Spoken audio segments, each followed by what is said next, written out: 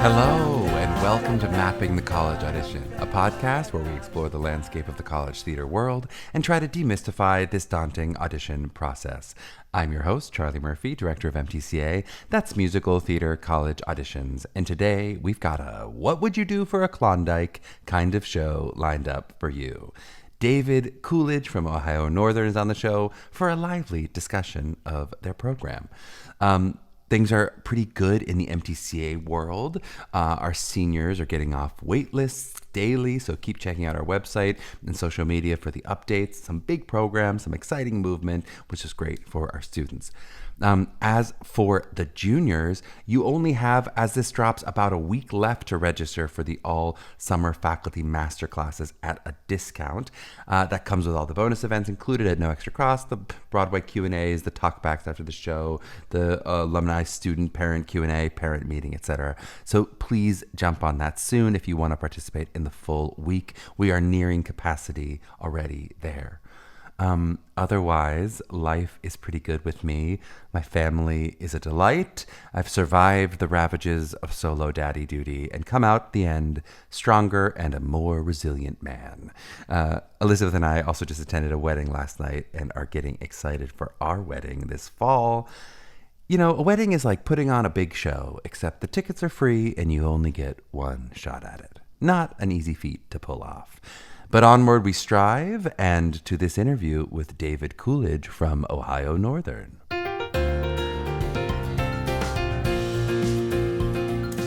Well, we are so excited to have David Coolidge from Ohio Northern University on the pod today. David has a BFA from CCM and an MFA from the University of North Carolina at Greensboro. He's a performer. He's in the Broadway National Tour of Parade. He was with Deaf West Theater in their Big River. Lots of regional credits, lots of directing credits. He's a director at Theater Works. Also a professor formerly at UNC Greensboro and Anderson University, before now becoming the head of musical theater at Ohio Northern, which is located in Ada, Ohio. They take classes of about 12 to 15 and offer many degrees, including a degree in BFA in music theater. David, welcome on the pod. How are you doing today? I'm doing great. Thanks so much for having me today. I'm so excited to chat with you. Is there anything, I gave that little brief bio, anything else that I missed in terms of there of like tidbits or fun facts of sort of your journey to Ohio Northern that we want to catch and get to know you before we dive into the school? Well, I'll give you the tiniest, a quick rundown. We'll see. Ohio Northern University. I'm from Findlay, Ohio. I was a show choir kid from Findlay, Ohio back in the day. And my first paid professional gig as an actor was at Ohio Northern Summer Theater. Back in the day when a lot of the universities used to do those summer programs before there were so many, summer stock contracts and everything. And so I had the faculty spoke into my life in a very meaningful way very early on in my trajectory. And I ended up at CCM. That journey really happened because of my interaction with the faculty at Ohio Northern. Mm-hmm. And then I was in New York for 10 years, LA for 4 years. And then when I was at Theater Works, I started out as an assistant director, moved up to director, and then became their assistant artistic director. And during that time, Ohio Northern had me back on campus as for master class work. I directed their senior showcase in 2009 in New York City at the Snapple Theater right in Times Square. Hey, that's where I showcased. We love the Snapple. Yeah. So, it was, I've had a long history with this institution, and when all the stars aligned and a position opened up and I was ready to really move back toward home. This was a beautiful full circle moment for myself and my family. I love it. All right, well, let's dive in now full circle into Ohio Northern. And I'm going to start with maybe a tough question of just like, in brief, what do you think it means to be Ohio Northern student, an Ohio Northern student? Like, what differentiates Ohio Northern from the CCMs and all the other schools that are out there? Totally. The best thing about this place are our students, first and foremost. And what I have really come to distinguish about an Ohio Northern student, both when I was casting for TheaterWorks and directing and hiring some of those students, and then now that I am here, they're wildly talented, they're extremely driven, but they're not cutthroat. Hmm. This is an environment that nurtures each other, that pulls for each other. You know, my time in New York and LA, it really is a relationship industry. And there's something about the university and educational process that can cause more tension, more negative competition than what actually happens in the real world, Mm-hmm. and so we really try to do the best to put that front and center in terms of the culture of the place. These are people that you're going to hopefully grow very close to, grow up with, and then continue to make art and support each other for the rest of your professional life. And those were the things that, in my experience as a professional artist, it was much more competitive and cutthroaty at school than it was once we got out of Mm-hmm. school. And so we try to bake that in right from the beginning of competition is good, is to push you, to push yourself. My dad was a coach, very competitive. I view myself as Mm-hmm. a head of a musical theater program, as a coach as much as anything, Mm-hmm. to inspire and push and challenge. But at the end of the day, you really are a team, and you hope that you can build that team spirit amongst each class so that they can go off and really support each other on their own journeys and their journey as a group. And that's something that I think is unique about Ohio Northern and our students. That's beautifully said, and I think such a fine line to finding that healthy competitiveness, right? Finding that competitiveness that is Absolutely. motivating but not destructive to you. Could we talk a little bit about the 4 years in terms of curriculum? And you can go as granular as you want here with the freshman, sophomore, junior, senior curriculum. Sure. What am I going to learn over the course of 4 years at Ohio Northern? Well, you're going to learn, obviously, to become proficient in acting, singing, and dance training.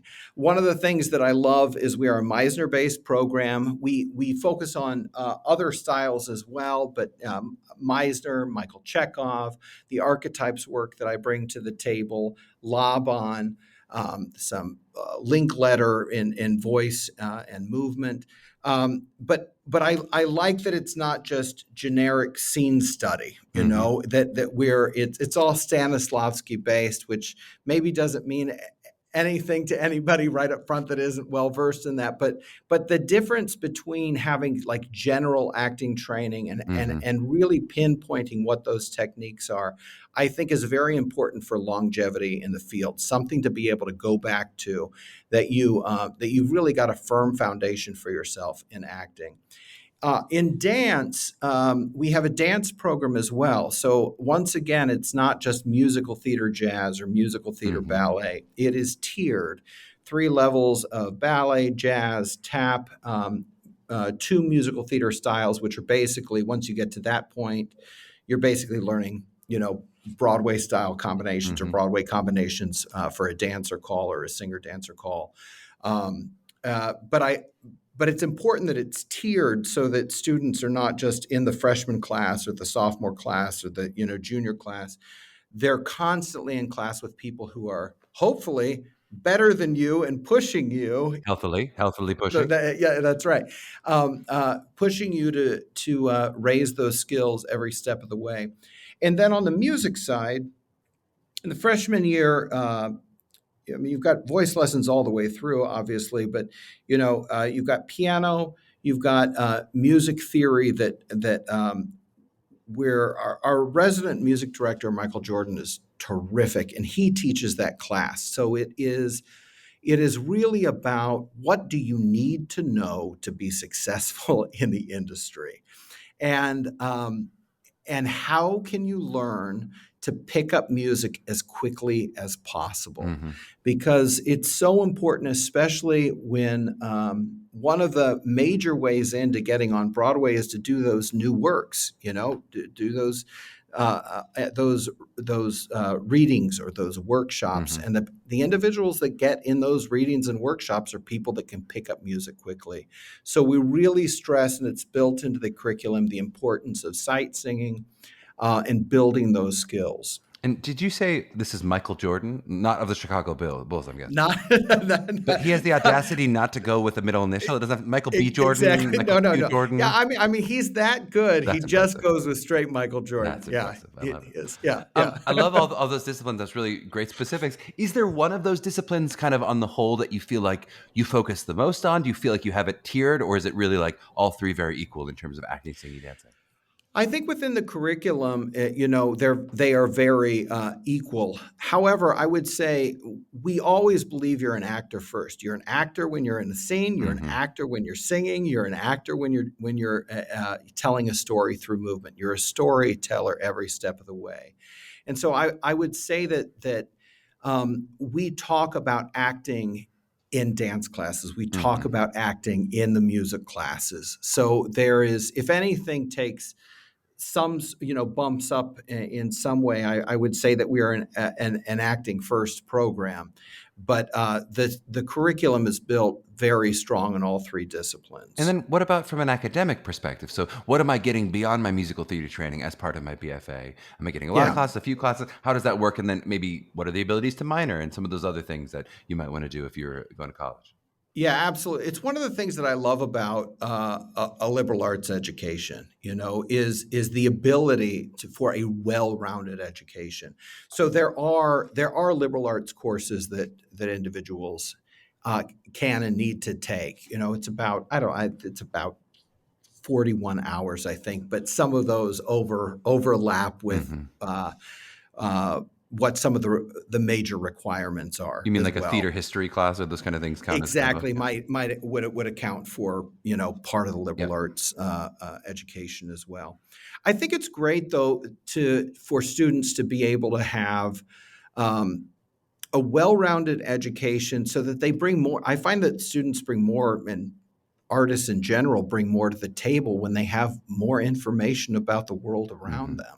And that's what I find so powerful about a liberal arts education. It also allows our students, I would say the majority of our students have a minor, and marketing is a great minor. I always say, as a freelance artist, you are a small business owner and entrepreneur. That's what you are. And if you can get those skills in marketing or business to help you, not just you get the great artistic training, but then you've got some business know-how to be able to market yourself. And I had another student who actually had built her side hustle was managing social media accounts for businesses. And that was just such a great, she never has to worry about money because she's got basically a full-time pay with part-time work and while following her passion. I know that's true for us. Any of our social media you see, it's done by one of our alumni students. It's just, realistically, most people who are in their 40s are not as comfortable with social media as kids. This is a great way to, for a lot of young people to be able to, make a little living, make a little side hustle. 100%. And also, what is also unique about this place is it is possible to double major in some disciplines. I mean, it doesn't always mean that it will happen in 4 years, but it being a small program, being a liberal arts school, we really are student focused, student first, and we really come at it from the approach. We don't like yes and no. We like, well, what would it take? And then give the student the option of, is that something that you're interested in doing? Here's how we think we can make it work. What are your main priorities? We have one student that is a musical theater and an engineering major.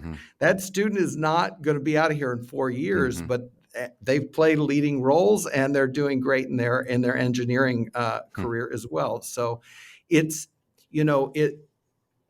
again, the joy and why I like to teach at a liberal arts school in a smaller school like this is the freedom of choice and the ability to really try to lay things out for students. We like that personal interaction and being able to help each student reach their own unique educational I goals. love it. And you mentioned a little bit that you had previously directed the showcase. Can we talk a little bit about the kind of launch into the business? So how are you preparing from before showcase into showcase? How are you preparing your seniors to now enter into the theater industry as a whole? Absolutely. It's a great question, and it's incredibly important. When I was at TheaterWorks, I was one of those people that would get the postcards for all of those Hmm. showcases. I would just have hundreds and hundreds of those postcards, and I'd only have time to really go to a handful Hmm. of those showcases. It's just the nature of the beast. Um, I've been working for many years with Rachel Hoffman at Telsey and Co. Rachel is a friend from back in the day when we were all musical theater majors at different schools, but we all knew one another. She's an incredible resource for our students. And I think post-COVID, the showcase experience has changed wildly Hmm. and needs to change. It's time for a change. So the virtual showcase becomes incredibly important. Matt Simpkins, who I know does some work for MTCA, we went to his studio in Brooklyn and shot our virtual Hmm. showcase there, which was an awesome experience for students. That's Simpkins, Ohio Northern grad, for those who That's don't know. right. Yeah. That's right. That's right. Also MTCA videographer, headshot photographer. Yes. Yeah, yeah, yeah. Shout out to Matt because he's a great Shout guy out. too. Yeah. But So we did the New York experience this year. Rather than doing a show, renting out a theater, plopping everybody down, sending out Hmm. postcards, and hope people show up, which is an enormous expense as well. Hmm. We used those funds in a slightly different way. So we had Rachel Hoffman work with our students virtually. We had her come and work with our students here on campus. I was directing Anne of Green Gables when she was here, so she got to see opening night of our Anne of Green Gables, which was great. And to build a personal relationship with her. Then we rented out space in Open Jar Studios, Hmm. and brought in a bunch of casting directors, agents, Broadway performers, so that our students can do their materials for industry professionals, but get direct feedback from them, Hmm. and then also begin building a relationship with them. And I Yeah. think that's going back to, that this is a relationship industry, and that's really who we are as an institution. That feels very much in line with where we're going to continue going. It was really very successful. It's so well said, and I think it's something that all businesses, regardless of theater, but certainly in the theater world right now, have to figure out now, coming out of 2020, how do we live in a hybrid world? I mean, That's what do right. we do in person? What makes sense virtually? What are we used to? What works? What doesn't? We did that with all of our classes. We go, now I guess we have to keep virtual forever because it's so convenient and this worked. And then how do we bring in the live and how do we bring in the in That's person? It's right. really, And I it's do, really and I think you're exactly right. I think it's a balance, to be able to do both. And it's I also think that it's a great from pedagogically, it's great for our students because yes.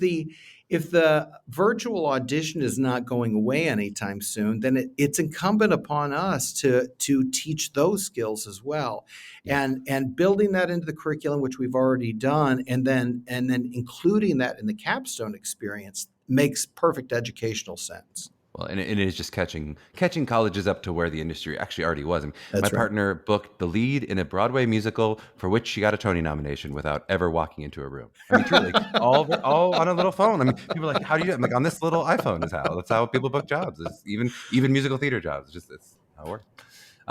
Let's talk a little bit about where your students come from and then where they end up. So I'd love to kind of hear Sure. how many students are in the Ohio area already, or within however close driving distance. How many come from all over the country, all over the world, and then graduating. How many end up staying in the Ohio area, going to New York City versus other going to Chicago, going to LA, all the different places people could go. Sure, that's a great question. I don't have exact numbers for you for all of those percentages. What I would say is that Ohio Northern University as a whole um, pulls a lot from the region: Hmm. Indiana, Ohio, Illinois, Pennsylvania. Musical theater throws off throws off the curve every which way because we're Mm-hmm. pulling from all over the country. So we have students from Texas and Florida and New York and all over the country, and we're I mean, it makes sense too. We're recruiting. Mm-hmm. We've seen your students in Chicago and New York and Mm-hmm. all over the place. We go down to Tampa and Dallas and um, we may be going out to LA next year. So we're polling students. I would say our students in musical theater are from all over the country. Mm-hmm. I would say that the three major, most of our students tend to go to Los Angeles or New York or Chicago, and Mm-hmm. and it's I don't know that there are clear numbers in terms of who's going where, Mm-hmm. but I do find that some of our students from out west want to go back out west. Mm-hmm. We also are building into our curriculum more and more acting for the camera work, so that those students who want to do both musical theater and TV and film Mm-hmm. have exposure and access to those skills as well. So it is a New York centric focus to the musical theater program and the showcase and all of that. But we're highly supportive of individuals that want to, may want to go to Chicago Mm-hmm. first, or go out to Los Angeles. We have a handful of people working professionally also in Vegas. One of our leads is doing one of the a Uh-huh. leading role in one of the Vegas shows right now. We've got a couple people in Atlanta as well, which is a great Mm-hmm. market as well. But I would say the majority of our students tend to go to either New York, Chicago, or Los Angeles. Totally makes sense. Let's chat a little bit about cost. So we tried to look up because otherwise professors don't always know how to quote their own tuitions. The full-time Sure. stated tuition on the website is $36,500. Let's just talk about like how does this work with scholarships? How does it work? What could I expect to pay if I audition for you in Chicago and I really like your school, but I can't afford that full tuition? Where would you expect? Sort of how does scholarship negotiation work, and where do people tend to land? So there are many scholarship opportunities. There are good scholarship opportunities academically, and then there are also talent award scholarships too. Numbers are hard to. It's different for every person, right? But I would say that we are comparable to most other schools. I don't know of anyone who pays sticker price. Let's put it that Mm-hmm. Mm-hmm. way. And so I would not be afraid of the sticker price. I would say. Audition, put your materials forward, and then that conversation begins. But Mm-hmm. there are large scholarships available for academics, and there are also talent-based awards as well. We love to hear it. My last question on this section is just, we just passed May 1st, and so people have been deciding, do I go here or go, God forbid, waitlist movement? We'll talk about that maybe. But as people are kind of making that decision of where to sign on the dotted line, what do you feel like makes them decide, yes, Ohio Northern? And what, if you ever hear the feedback, makes them go, you know what, it was between you and someone else, and I'm going with someone else? Like, what makes them say yes and what makes them say no to you? Um, I think it's vital to come to campus. You know, I can't tell you how many people that I've said I didn't really know a ton about your program. The things that I saw I was very interested in. It checked a lot of boxes of what I was looking for, but I didn't really know I was interested. And then they come here, and that is the deciding factor. We Mm-hmm. have some very unique things about us, being a smaller liberal arts institution. Um, we bring 30 to 40 guest artists to campus a year, which is pretty unheard of for a Mm-hmm. school our size. And so to be able to get the personal attention, to have a culture built on mutual respect and support of one another, I think is very apparent. We are in Ohio. People are kind here. They are competitive and driven and work extremely hard, and they're kind. Mm-hmm. I can't tell you how many people I met from Ohio in both Los Angeles and in New York. I would also say, the if someone is looking for a big city experience, this is not it. And so that might be the thing that some Mm-hmm. students might choose. You know, I really want to go to school in New York City. Well, Mm-hmm. we're not New York City, and we're not going to be. But Or if they're just really not into kindness, maybe students just don't like kind people. I don't know. but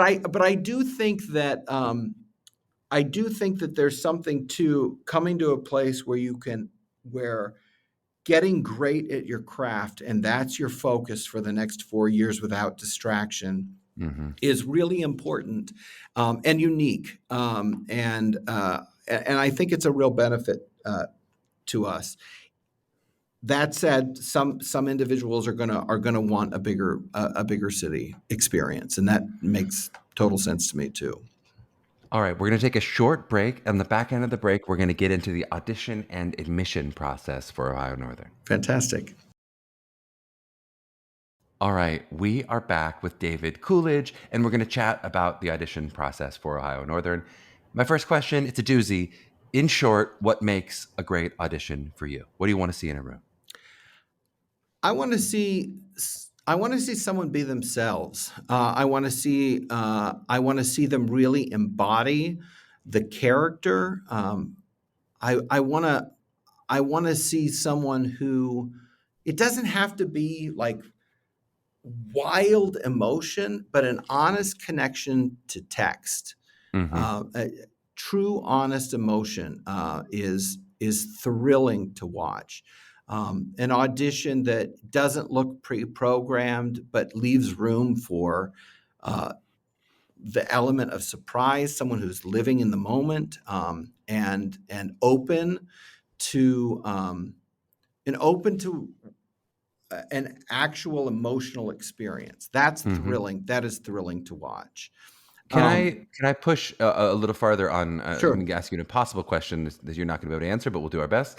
Um, if you were to try to like visualize or actualize what looking like yourself was like, because I think that's the kind of advice that people have gotten a lot, and I think Yeah. they certainly get it from MTCA. And so, there will be the maybe exception student who really is trying to be someone else. But let's imagine a student walks in and go, "I'm trying to be me." What does that look like? How do you see a student go, that student's really being themselves, Well, and it's I a think win? there's two. That's a great question, and we actually don't talk about it a lot in specific terms. To Mm-hmm. me, being yourself is, um, and this is built into the curriculum too, is honoring yourself enough to take up space in the room, Mm-hmm. to believe that you are worthy, and that you are worthy of being in the space, that you are worthy of doing the work. That's whether it's an audition for a program, whether it's in school, or whether it's when you're auditioning professionally. Everybody wants you to do well. Mm-hmm. Everybody is on your side, and that takes a while as an actor to really let that sink in. That your job is not to like try to be something that you think somebody wants you to be. It's Mm-hmm. you to be the fullest version of who you are, because that's what the world needs. That's what the world wants. You being the fullest version of yourself, and then let the chips fall where they may. Mm-hmm. The right opportunity will rise up for you when it's the right opportunity for you. And you honestly, I mean, that was the tipping point for me as an artist, when I could get to a point of, I'm just going in and doing my work. I love doing the work. I Mm-hmm. love being in a space with artists. I love that, Mm-hmm. and if I can look at that as my job of just going in and doing my work, then beautiful. I got to be an artist today. That's what I got to do today.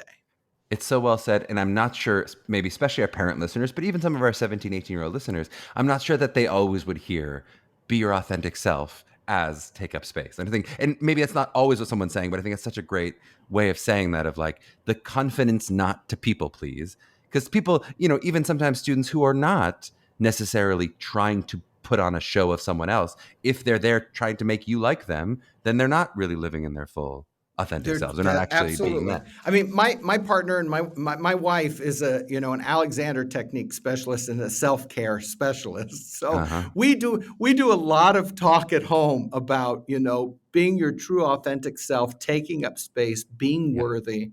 I've gotten I get a daily dose of Brené Brown from my wife, which I think is helpful, though, and it really is it's so important, and I think that's something that I actually think it's something that students notice when they audition for us too. Like that Yeah. is, we really do take that into the space that we. It is not like we've got this great thing to hand down to you if we give you the opportunity to come to the school. It really is about let's let honest individuals and artists be in the space together, and we'll see if we think that we can be of service to you, Mm-hmm. and we're looking for potential. Does that energy line up? And I say that to students too, like, even those students, that I really think would be a great fit here. I truly, from the depths of my being, want people to end up where they're meant to be. Mm-hmm. I want them to be where they're meant to be. I in many cases will hope that it's here. But I also know that, the times in my life when I have seen the most growth was because I really had a gut feeling about that this is where I'm supposed to be. These are the Mm-hmm. people I'm meant to learn from at this time in my life. And so that is also separate from the experience of taking on a character, right? I mean, Mm-hmm. it goes hand in hand with that, but we really try to leave space as much as possible to actually have communication with individuals, because we want to meet individuals as human beings. It's so well said, and I love that you brought Brene Brown into this because it is such a vulnerable experience to audition that way. People don't think of like taking up more space and having more confidence as being vulnerable, but it really is, because Absolutely. then you are able to be rejected. Versus if you come in and you're already pre-rejecting yourself, it's actually not that vulnerable of an experience to walk in and apologize immediately, like Well, because you're not and you never showed up. that's the whole ball game in what we do as artists. I mean, I like to teach the first acting class if possible, just to kind of set the tone and really Mm-hmm. be in community with our freshmen coming in, and we talk an awful lot about how hard it is to do what we do. Mm-hmm. There are not many other professions that require you to bare your soul like that. That's a Mm-hmm. prerequisite Mm-hmm. to learning how to master emotion, how emotion moves through your body energetically, and the Mm-hmm. ability to take on somebody else's story, somebody else's situation, and be vulnerable enough to not know what's going to happen next and move through really challenging scenarios. It takes an enormous amount of vulnerability, and it requires the safest of spaces to be able to really get at that. It's so well said. If you had to guess how much of your decision to artistically say yes or no is based on some of these things we're talking about here, which are these more intangibles, things you might learn in the interview, things you might learn when you give them an adjustment, how they walk in a room, all that. How much is based on those kind of intangible factors versus how much is based on, a numerical score that they're getting as a singer, what you're seeing in the monologue work as an actor? Like, how Yep. much do you feel like is about the human and how much about the actor artist in front of you? Well, I think in some ways it goes hand in hand. For me, I feel like the moment I made the switch to looking at um, uh, individual, like people, at artists as full self, it really does go hand in hand much of the time, you Mm-hmm. know. And the one thing that I would say that we really look for is potential in someone when it comes to the acting side of things, is Mm-hmm. potential. And if someone you can tell that they are green, right? That they just haven't had as much training. or access to training Mm-hmm. in many cases too. But they have a very good sense of who they are. You can tell that they work hard. You can tell that they want to become great at something. I'll take that any day of the week. Uh-huh. You know what I mean? When there's great potential there, and so there are that also lines up with individuals who are wildly talented too. Mm-hmm. Who are driven and know who they are and know what they want. But I would say those two things uh, go hand in hand, but getting a sense of work ethic, getting a sense of that someone is an ethical human being, Mm-hmm. getting a sense that someone is that there is respect for your fellow person, Mm-hmm. for all peoples is very important. One of my jobs at TheaterWorks when I was assistant artistic director is if we had a bad seed in a cast, Mm-hmm. they would fly me out to fire that person and input a new person. You know how it Uh-huh. is. I mean, like those were bus and trucks. You've got Mm-hmm. Spend a lot of six, time seven, together. 8 people driving around country in a Mm-hmm. van. If you have a cancer in that cast, you Mm-hmm. got to cut it out fast, or the whole Mm-hmm. thing goes down.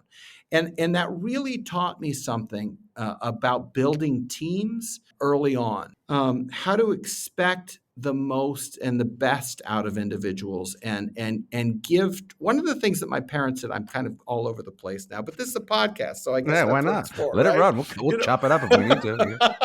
one of the things that I really appreciated with the way I was parented, and that I strive imperfectly to do every day with my own children, is that they gave their trust from the beginning, like Mm-hmm. that they expected the best out of us, and that trust and that belief was so powerful that we never wanted to lose that, Mm-hmm.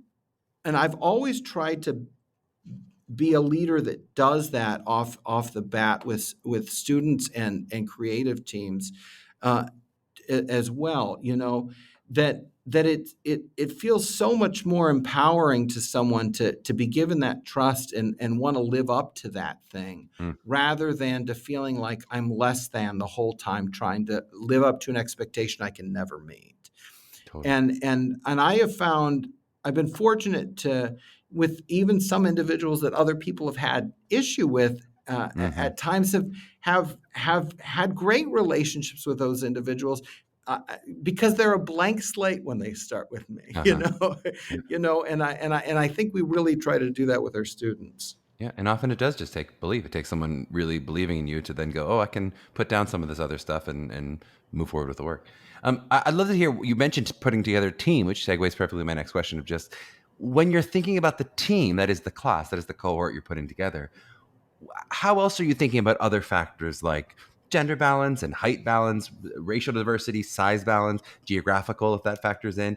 I'd love to hear both. Like, how does that factor into the initial offers and then into waitlist movement for you if students say no and then you have to go to other people? How does that work in terms of the class that you're constructing and how conscious you are of some of those factors? I think it's something we are definitely aware of, and want to make sure that there is that we do our best to give access to as diverse a class as possible. This is just being upfront and honest about the Mm-hmm. way it is for a lot of us who lead programs. Is that we may do our best to promote that, and that doesn't always shake out in that Mm-hmm. in that way in the end. You know what I mean? And so You mean in terms of who says yes to you, right? You could say yes to a bunch of people and then they're, yeah. exactly. I'm trying to become much more strategic about it in terms of building relationships with coaches, building relationships with performing arts high schools, or Mm-hmm. even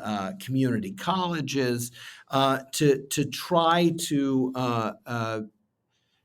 to put ourselves in the path of as unique and varied individuals as possible. That's what I think I have control over in terms of recruitment. Beyond that, and this maybe gets at some diversity as well, is then we have within our purview a budget, right? So if we bring in 30 to 40 guest artists a year, then we've got some real we are blessed and fortunate to be able to have that, to then look and say, who do our students need to have exposure to? What experiences do they need to have? What mindsets and what do we provide as a faculty? But then what don't we provide, and how can we offer those experiences to our students? And we do that through our guest artist program all the time. I love that. On the academic end, so let's say you've said yes to these number of people, you've seen auditions, you really like them artistically. What needs to happen on the academic end in terms of grades or SATs, essays, et cetera? How does that interact in terms of getting a full green light for the student to be accepted? So the student has to apply to both the university and to the School of Visual and Performing Arts. And they actually, each student won't hear anything back from us until they apply to the university. So the university, the academic side of it is, though, pretty separate from I actually, at this point, don't have much interaction with that portion of it, because we make our recommendations, and then the university will make their recommendation and then go to our recommendation. Does that include, like, you won't read their essays? You wouldn't see their Common App essay or any of those kind of things? Or would you still read the potentially, or see some aspect of their application? At this point, I have not seen their essays. That's not entirely accurate. I've had a handful of situations where I have come into contact with it, but I have not seen the majority of them. That's right. That's right. Is that true of a letter of recommendation as well, that you, for the most part, are not seeing them unless there's an issue or unless there's something you need to... On the fence or something like that. Now, I will say, for those individuals, I have had individuals, especially at some of our on-campus interviews, that will include letters of recommendation into their packet that we are handed. And that has happened at times at the unified auditions as well. Did they bring them with them? Yeah. That better be Marlon Brando better have written that essay. Right. That better be a really good letter of rec if you're bringing it into the audition room. That's funny. I'd love to talk a little bit about just kind of looking back and looking ahead, from the navigating the school through COVID and the virtual shutdown and those things. What have you learned? I mean, other than the showcase stuff we talked about, what have you learned, and what has changed from 2020 and from that experience? How are we moving forward, and what are sort of anticipated changes and growth? And as we move into the next decade, what are we expecting more from in Ohio North? Couple of things. One, we have doubled down on the importance of swings and understudies. So much so that we're for the most part, fully casting those out and knowing if it's an internal swing or internal. I mean, we're basically doing what the industry does. And then leaving space in the rehearsal space to actually have that experience. We had. I also,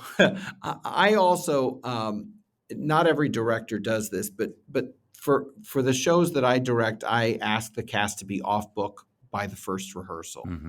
And that mirrors pretty much what you want to do if you're in a major summer stock situation. The last summer stock, I did Blythe's Spirit, which is a 100-page play, and played one of the leads in it. If you're not off book by day one, putting this thing up in 12 to 14 days, you're toast. And so one thing that does is, a week into the rehearsal process, we lost one of our main actors. Well, her understudy, she was off book too, jumped right into rehearsal, and it was a seamless transition. And the two things that I think that breeds too is the importance of hard work and that work ethic. But then, so much of this business is just being prepared when the opportunity presents itself. And that was a prime example of that. So the post COVID, the importance of understudies and swings, and being able to learn, that swing brain, Mm-hmm. if or learn if you have a Mm-hmm. swing brain, to be able to do that. Because if you can do that, you are highly Oof. marketable. And so we want to provide space for those individuals who think that that's what they may want to do to really become great at that before they graduate. Um, the virtual experiences, so building in into the curriculum, self Mm-hmm. tapes, how the basics of lighting and how to set up a home Mm-hmm. studio and all of those things, so that you can present well on camera as well Mm-hmm. as in person. Building that into the virtual showcase as well, and then also just the importance of um, uh, uh, with TV and film, how that is going to be more and more important going forward, so that students have access to other ways within the industry to make a fine living, Mm-hmm. whether it's voiceover work or commercial work or TV and Mm-hmm. film. And we're not going to be able to hit everything. You're studying musical theater, but in a relatively short amount and concentrated amount of time, you can get an idea, if you have a real interest in something, to go off and get further training and information on that. And then lastly, as the industry is shifting and changing, creating more space for more people, Mm-hmm. and looking at the pieces that we are choosing, which are always chosen for our students. It's not like, what do I want to direct, Mm-hmm. but what's going to be the right educational choice for our students, for each of our students. Um, but that also includes,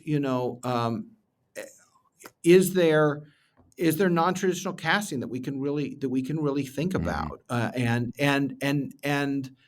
um, and creating challenge interesting, important, and challenging scenarios where it fosters more conversation around diversity, equity, and inclusion. Mm-hmm. I love it. This is 4 awesome things to take away from COVID. We love. I'll give you my Yeah. last question, which is just, if you think about the parents out there, and this also could be the students who are navigating this process on their own, but the parents who are listeners who are going, okay, maybe I'm a junior, I'm just kind of starting this process, I'm trying to figure out what I should be doing as I approach specifically Ohio Northern, but also just the process in general. Any advice for those parents out there? I have such great empathy for parents now that I am a parent, for one.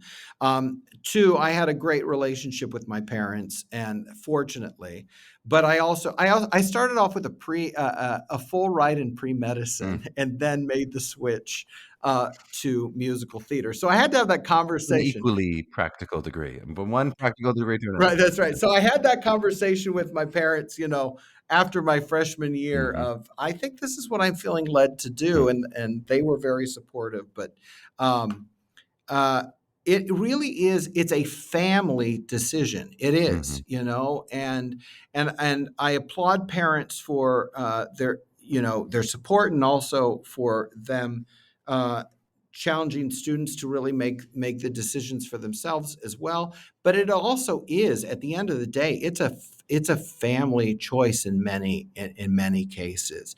It's a financial Mm-hmm. responsibility, and strong conversations that need to take place around that.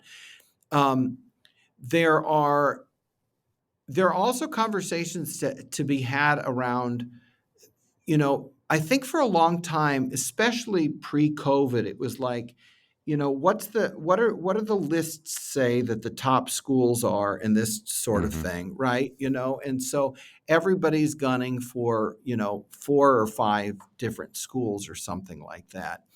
And I think the conversation is really shifting to, where am I going to feel nurtured, Mm-hmm. supported, and be able to grow into the fullness of who I am as a human being, as an artist? Like, what place is going to help me do Mm-hmm. that? because that in and itself, and you also got to make sure that they have good, strong connections to the industry and all of that sort of thing, you know. But at the end of the day, I always say it's a marathon, not a sprint.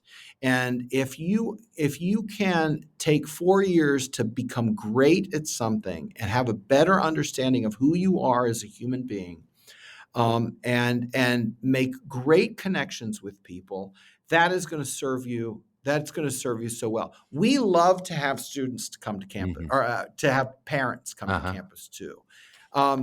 We're also we're fortunate in that we've got an inn. It's called the Inn on campus. So, you should see opening nights of shows here. Everybody, like all the parents will come fly in, and they all stay at the Mm. inn, and it's like a raucous party in the With the parents? The parents are getting lobby down, of huh? Parents are having the the frat lobby party? of this hotel. The parents all know one another. The students, they stay up. Like Rachel Hoffman came and saw opening night of Anna Green Uh-huh. Gables, and they left on a Thursday night. They left the restaurant open, the bar open, so that everybody could be there, and the entire program Hmm. could go over there and meet there. Parents could meet, and it's a nice atmosphere. But I have great my parents were educators. Mhm. They did not know the first thing about this business at all. I was a kid who had a love of it, a passion for it, and no idea what it meant to be an Mhm. artist as a career and how to navigate my way through that.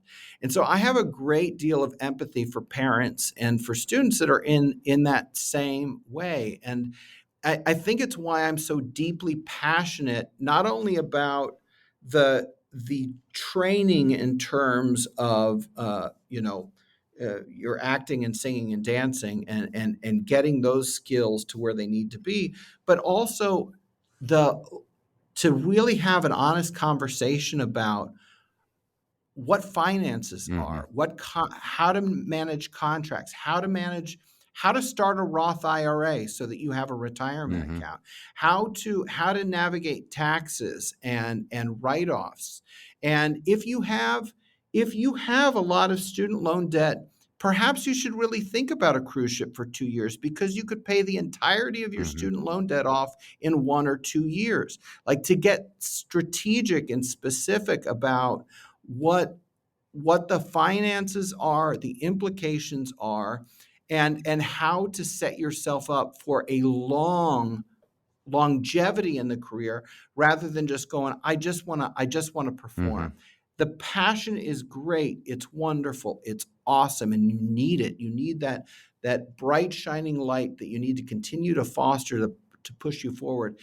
But if I had not had some very specific individuals tell me very specific, focused information around finances and how to take care of Mhm. myself, I would be in a very different position today than I am, and I am so grateful for that information. Yeah. And so it is the business of the business is a major concern for me, in making sure that all students leave this place with a clear understanding of the business of show So well business. said. And, I was going to jump back to something you said a little earlier of so many of our students, we're talking about students who are more interested in finding their fit. So many of our students, they used to come to us saying these 3 schools, these 4 schools, whatever it was. And we would say, here, yes, great, we'll go for but also we're going to help you find your fit. Hey, look about this grade school. How, Right. how about this grade school? That was, I mean, 15 years ago when we were doing this, that was a huge effort on our end to say, consider more Sure. schools. Now students come to us and very few are locked into 1 or 2 schools. I mean, they'll That's say, great. I like this school. And you'll see schools on a lot of people's lists, but they'll also say, I want the right place for me. I'm looking at a diverse landscape. I mean, that information has now really gotten out that there are so many great programs, not just because of this podcast, though at least partly so, but No, I really that would people I know would about it. say, yeah, but I think you've had a real hand in shifting that landscape too. Well, we'll take the credit, of course. We'll take the Yeah. compliment to wrap it up, of course. If people want to follow more about Ohio Northern, we see ONU Theater Arts on Instagram. Are there other better places for people to be checking out things in terms of the ONU world? There's a Facebook page. There's a TikTok Uh-oh, page. TikTok. Uh-oh. There we're uh, uh, I should be much more up on all of the socials, but it's in the email that I send to everybody. The beautiful thing about it, we actually have a work studies, couple of students that run the whole thing, and they know exactly what students want to see and how to interact, and they do a really terrific job with that. But we do have a Facebook page. Most go through Instagram. And there is a Twitter account or a TikTok I love account it. I as just well did. for as long as the government allows Yeah, it to exactly. Like continue you're to gonna have go. to. I just did an Instagram post yesterday, and I got a couple. My friends were like, "That was a really good post," and I was like, "Oh my god, this is like from Mother's Day post for my partner." And I was like, "How bad were my posts before?" Like, I was like, I read it again. I was like, "This isn't that good." But they're like, "You're really getting Instagram." I was like, "Oh, thanks, great, good." This is really embarrassing. I'm old. You never know what the algorithm is like what's Yeah, what gonna catch cute fire babies too. help so they So go a little bit. All right. whatever. Well, David, this was so fun getting to chat with you. Thanks so much for the time today. I really appreciate it. Thank you for the opportunity, and thank you for what you do for students and families too. I remember navigating this as as a young person with my parents who really just didn't know. We didn't know the first thing about going through this, and so I think you provide a great service for both students and families, and I appreciate what you're doing. You weren't kidding about people at Ohio Northern being kind. There it is. It's just showing off some of your kindness.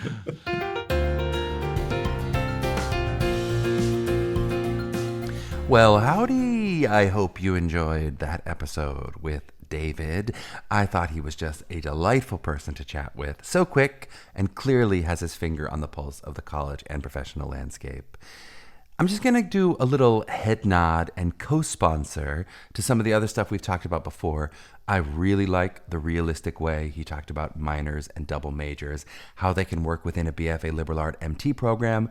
We know, of course, each program is different, but if a program's professor is saying it's easy to double major, I would always make sure I'm double checking with some current students to see how true that is. More programs than not will take this kind of creativity approach that David speaks of, even while many do encourage it and want their students to do it, while of course we know some conservatory-style programs will more actively discourage something like a double major. I also really love the conversation around taking up space as a version of being yourself. We've talked a lot about confidence and owning a room and different versions of this conversation of taking up space, so I'm not going to do a full-size takeaway here on that. Don't worry, come unifieds, that's what 80% of my takeaways will be about confidence, I promise. But I do just want to throw a thought toward the way you listen to faculty talk about this question of being yourself. If you're a frequent listener to the pod, you know that some version of be your authentic self as advice should be a given at this point, right?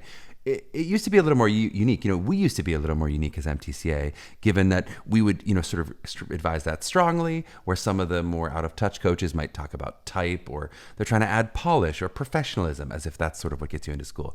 But to be honest, now the cat is out of the bag in the idea of walking in the room and being you. That's not really a debate on if it's about that or some other version of trying to impress them. But I think the onus now shifts a bit more toward the how of it all. How do you walk in a room prepared to have an organic, authentic experience as your actual human self? I'm going to really try to keep pressing faculty so you can hear their perspectives on that question as it comes up and as I give that advice. But that's something you should all really be investigating for yourself. How do you do that personally? Is it about more confidence for you and taking up space? Is it about a relationship with your nerves? Is it your people pleasing that's getting in the way of you having that dynamic give and take experience? Is it some bad habits you've built up from doing shows as a kid that you got to break these bad habits? Is it a deep investigative journey you need to take for yourself in discovering a bit more of what makes you uniquely you? I think especially in the online world we live in, it's easy to kind of fall into groupthink, not just on big stuff like politics, but as sort of a default of like, what does the group think? And sometimes you need to unplug a bit and figure out what is that quiet voice inside of me that says, absent the loud noise of social media or your parents or whatever it is shouting louder than your own voice, right? But whatever it is that you feel like you need, put some of that plan in place of how you can walk into rooms as yourself. It will serve you in your collegiate audition career, but also certainly professionally as an actor. It'll be a great service to you. The other mini takeaway I wanted to do was just a chat about Showcase. We talked about this a bit before with David Schmidt from the University of Utah, but I just want to again highlight that idea of what David Coolidge said about their creative approach to a capstone experience. That's not to say that there isn't a lot of value to Showcase at schools where you're going to get a preponderance of agents and a huge percent of their class will sign with representation immediately. Though I will also say, not everyone from my class at Carnegie Mellon was signed directly from Showcase.